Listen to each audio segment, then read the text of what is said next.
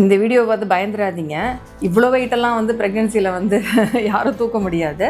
But ஜென்ரலாக நம்ம என்னென்ன வெயிட்டு நார்மலாக நம்ம வீட்டுகளில் தூக்கிறதுக்கு ஒரு வாய்ப்பு இருக்கும். பார்த்திங்கன்னா மெயினாக வந்து நம்ம தண்ணி குடம், இல்லைனா தண்ணி பாட்டில், அப்புறம் சிலிண்டர், குக்கர், கிரைண்டர் குழவி இதெல்லாம் வந்து தூக்கிறதுக்கு வாய்ப்பு இருக்கும்.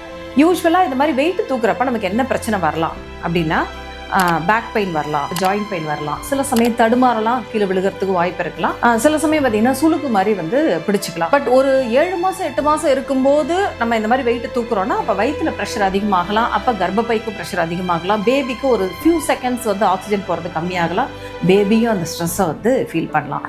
ஸோ ப்ரெக்னென்சியை பொறுத்தவரை நீங்கள் வந்து ஒரு 5லேருந்து 7 கிலோ, மேக்ஸிமம் 5 கிலோன்னு வச்சுக்கோங்களேன், 5 கிலோவுக்கு கீழே உள்ள வெயிட்டு தூக்குறப்ப மோஸ்ட்லி எந்த பிரச்சனையும் வராது. Okay, thank you.